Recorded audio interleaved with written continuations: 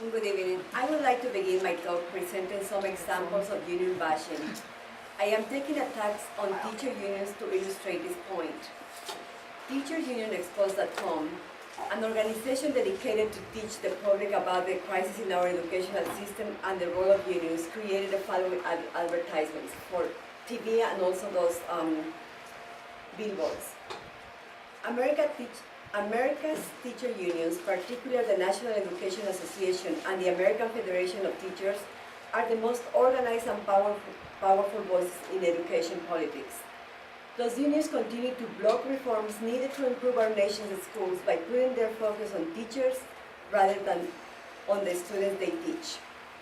Our education system is in desperate need of reform, and it is time we stop letting teacher unions stand in the way. Another asked the question, the biggest bully in schools? Teacher unions. Teacher unions bully principals into keeping bad teachers, scare politicians who support school reform, and block efforts to pay great teachers higher salaries. It is time to stand up and stop the bullying. Another website, intellectualtakeout.com, includes a page called Teachers Union 101. It is also dedicated to union bashing. Includes articles and books such as The War Against Hope, How Teacher Unions Hurt Children, Hinder Teachers, and Endanger Public Education. This book was written in 2007 by former Secretary of Education, Rod Page, who gives the inside story on how teacher unions are selfishly shackling our students to a failing education system, exposing the bullying techniques of the National Education Association, how those unions terrorize teachers, students, and their parents. Attacks on unions are as old as unions themselves, because unions are a historical, inevitable outcome of class struggle. And as long as class struggle exists, workers will have to find ways to protect their interests. Capitalism creates this wealth by maximizing the economic exploitation of workers and by constructing various mechanisms to keep working people oppressed. It is the capital exploitation and oppression of labor that prompted workers to undertake collective action in the form of unions, mainly to humanize their working conditions, to improve their living standard, and to retain their dignity as workers. In addition, unions help workers increase their class awareness and class consciousness. In the United States, anti-union propaganda and anti-worker policies have intensified more and more since the 1970s. Former President Reagan led a series of pro-corporate economic policies aimed at the destruction of the union movement.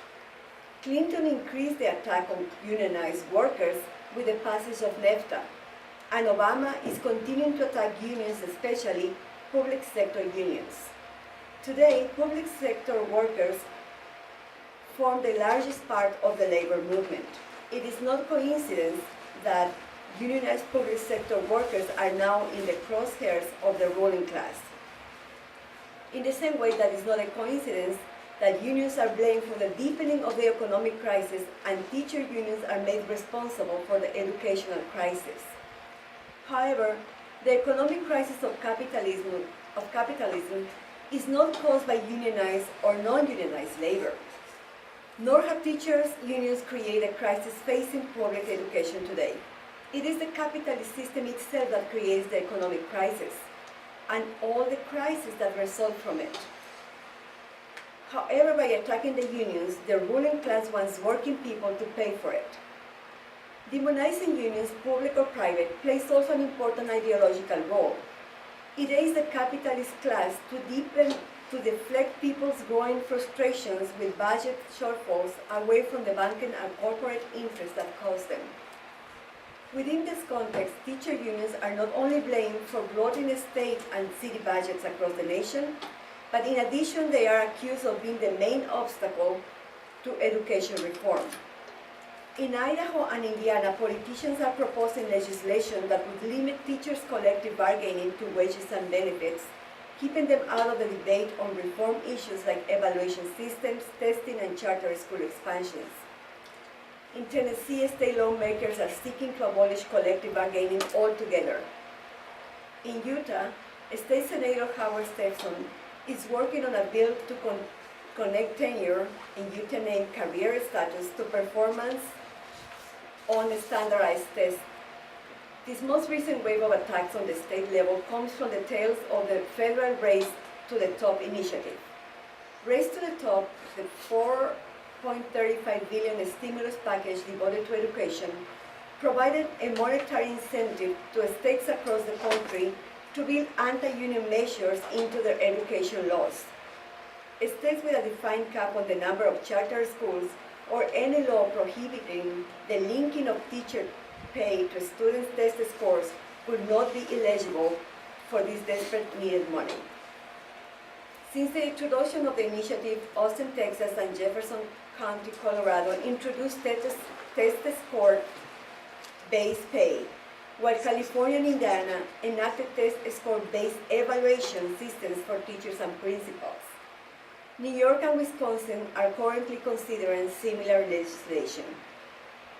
Illinois, Louisiana, and Tennessee lifted charter schools caps, effectively expanding the number of non-union teaching positions, while Connecticut, Delaware, Indiana, Ohio, and Rhode Island enacted laws to preserve and strengthen charter schools. California, Idaho, New York, Massachusetts, and Michigan, and North Carolina are considering similar legislation. Today, 9,500 LUSD teachers and administrators are waiting to see if they will still be working after June 30. Unions in general, and the teachers' union in particular, do not oppose reforms. However, the nature of the so-called education reform movement is not grassroots in character. It is a top-down and corporate reform, largely dominated by three-billionaire families. The Bill and Melinda Gates Foundation, the Andy and Every Both Foundation, and the Walton Family Foundation, which is connected with Walmart. They have poured billions of dollars in grants and donations into virtually every facet of the movement, including charter schools, public school reorganization, teacher and administration training, education consultants, and public relations and advocacy over the last 10 years. In 2007, the Walton Family Foundation gave $82 billion to charter schools and $26 million to school choice programs, while its total number of grants directed towards public schools totaled less than 20,000. The Gates Foundation, with assets of almost $30 billion, began its venture into education reform with the goal of restructuring large public schools into smaller academies with fewer than 400 students. Between 2000 and 2009, the Gates Foundation poured $2 billion into restructuring the nation's high schools, despite data coming out as early as 2005 from the Gates Foundation own contracted research organization that proved that the restructuring was not resulting in any significant gains in student achievement. Although the three foundations are distinct entities, their principles are aligned around the same market-based concepts: privatization, choice, competition, deregulation, and monetary incentives. Their initiatives are not based on solid educational research or meaningful collaboration with communities, but on the belief that the free market and the competition can solve all ills. One need only to look at the recent Wall Street bailouts to know that deregulation and free market solve nothing. Despite the failures of many of their initiatives, the Big Three continue to operate due to the massive amounts of money they are able to invest. Teacher unions have been one of the few organizations that have been able to check the scope and reach those corporate giants and the so-called reform movements, and that's why they want them out. The bottom line is much easier to blame teachers and the organizations they represent than to take on the true reason for capitalist crisis, the capitalist character of the economy, which is based on the exploitation and the oppression of labor in order to maximize profits. The crisis facing public education today had its roots in the capitalist system itself. Poverty and racism are outcomes of capitalism, and they are the main reasons why students belonging to low-income families and students belonging to national minorities such as Black, Latinos, or Native Americans are performing poorly. Research reveals how racial and economic inequality in the U.S. impacts those sectors.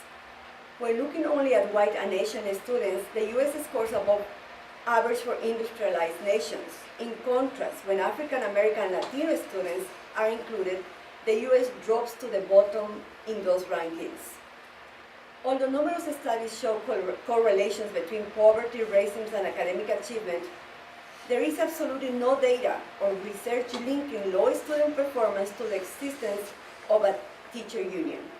Despite this, the media and the politicians continue to frame up unions and their tenure systems as obstacles to change. I would like to speak briefly about another myth perpetuated by bourgeois ideology. The belief that education holds the key to personal and national economic growth. Education provides individuals with knowledge and skills to enable them to perform jobs in a society. However, it is the capitalists who decide which wages and salaries individuals will earn. The distribution of wealth in the form of salaries and wages under capitalism is unfair. It is not based on human needs or human capacities, but in keeping society divided in rich and poor in order to perpetuate the capitalist system. Capitalists blame the poor for being poor. They argue that workers earn the minimum wage because they drop out of school, because they are lazy, or they are not intelligent. Nevertheless, education is not the cause of economic inequality. Capitalist economy is. Under a communist society, education and economy relate to each other as follows: from each according to his abilities to each according to his needs. In his critique of the Gotha program, Marx stated, "In a higher phase of communist society, after the enslaving subordination of the individual to the division of labor, and therewith also the antithesis between mental and physical labor has vanished, after labor has become not only a means of life but life's prime want, after the productive forces have also increased with all-around development of the individual, and all the springs of cooperative wealth flow more abundantly, only then can the narrow horizon of bourgeois right be crossed in its entirety and society inscribed in the banners, from each according to his ability to each according to his needs." The real engineers of the recent state budget crisis are not public sector unions or any other union, but the unregulated financial interests that have been bailed out and kept afloat with public money. The true culprits of low student achievement in the United States are not teachers and their unions, but the racism and inequality that plague every institution of our society.